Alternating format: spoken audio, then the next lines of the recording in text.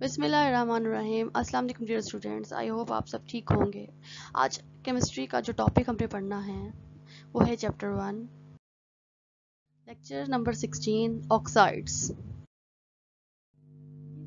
सबसे पहले हम देख लेते हैं ऑक्साइड्स क्या होते हैं। जैसे हमने पिछले लेक्चर में पढ़ा था, हाइलाइट्स पढ़े, हाइड्राइड्स पढ़े, तो ऑक्साइड्स भी उसी तरह के बाइनरी कंपाउंड्स होते हैं। इसमें लेकिन क्या होगा कि जब ऑक्सीजन किसी और एलिमेंट के साथ मिलकर कंपाउंड बनाएगा वो क्या कहलाएंगे? ऑक्साइड्स कहलाएंगे।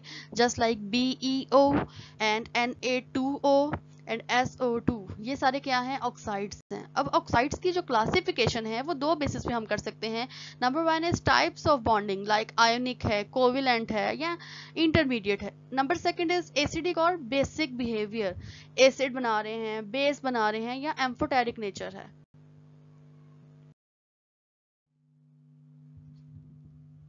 ऑक्साइड्स की classification according to your syllabus is based on their behaviour. Number 1 acidic oxide, number 2 basic oxide and number 3 amphoteric oxides.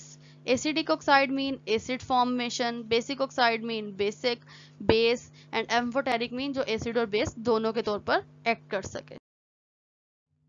Trends देख लेते हैं। इन द पीरियड अगर हम बात करें, एज वी ऑल नो, मेरा एक लेक्चर था metal, non metal and metalloids पे। उसमें काफ़ी डिटेल से हमने बताया था कि मेटल्स क्या होते हैं, नॉन मेटल्स क्या होते हैं और मेटलॉइड्स क्या होते हैं और ये क्या क्या बनाते हैं। आई होप आप सबने लेक्चर देखा होगा।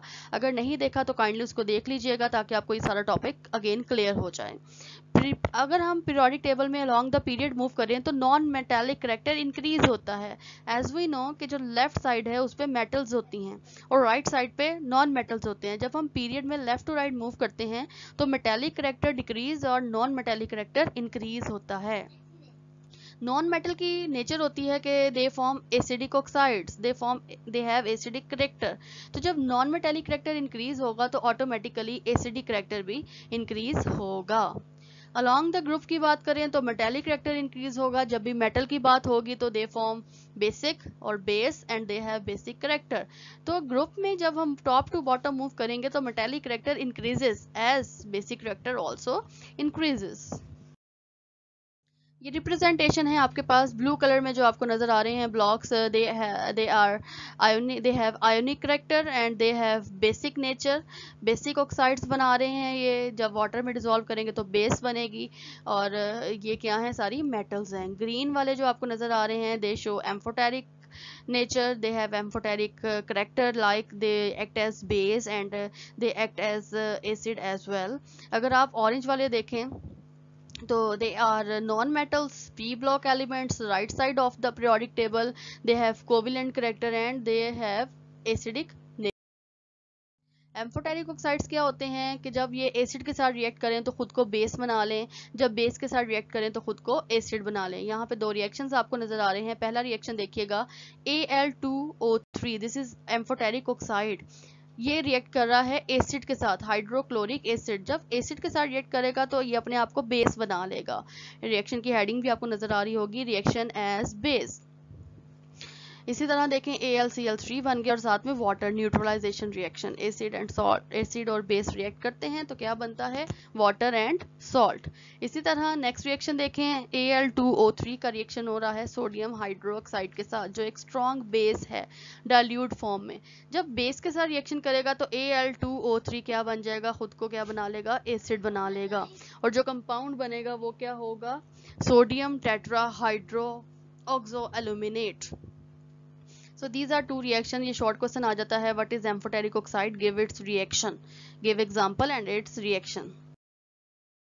Effects of oxidation state है, as we know कि जिस तरह ऑक्सीडेशन स्टेट बढ़ती जाएगी किसी मेटल की, उसका एसिडिक करेक्टर उतना ही बढ़ता जाएगा।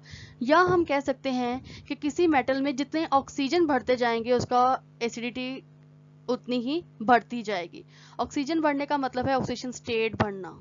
अब आपके पास एक सीरीज नजर आ रही है, this is the increasing order manganese oxide MnO, Mn2O3, MnO2, Mn2O7। सबसे पहला वाला देखिएगा, MnO, एक मैंगनीज और एक ऑक्सीजन, एक तो ये आपका मैंगनीज ऑक्साइड बन गया। Mn2O3, दो मैंगनीज के साथ 3 ऑक्सीजन है, इसका मतलब है एक मैंगनीज के साथ 1.5 ऑक्सीजन का कॉन्ट्रीब्यूशन है। MnO2, एक मैंगनीज के साथ 2 ऑक्सीजन, Mn2O7 2 मैंगनीज के साथ 7 ऑक्सीजन है, तो एक मैंगनीज के साथ कितने ऑक्सीजन का कंट्रीब्यूशन है 3.5। फर्स्ट वन देखें 1 ऑक्सीजन, सेकंड में देखें 1.5 कंट्रीब्यूशन, थर्ड में देखें 2 ऑक्सीजन और फोर्थ वाले में 3.5 कंट्रीब्यूशन विद ईच मैंगनीज। तो इसका मतलब है जैसे जैसे ऑक्सीजन बढ़ता गया इसकी एसिडिक करेक्टर क्या है, इंक्रीज होता गया है। This is very important trend, ये एमसीक्यूज में आ जाता है। So guys this is today's lecture. I hope आप सबको अंडरस्टैंडिंग हो गई होगी। लेक्चर पूरा देखा करें, कोई क्वेश्चन हो तो पूछा करें, इसको समझा करें, ठीक है। इस क्रूशल टाइम में हमने एक दूसरे का साथ देना है, इसी तरह आपने पढ़ना है सारा, अपने आप को अवेयर रखना है हर चीज़ से। अपना बहुत ध्यान रखिएगा, दुआओं में याद रखिएगा। Thank you very much. Allah हाफिज़।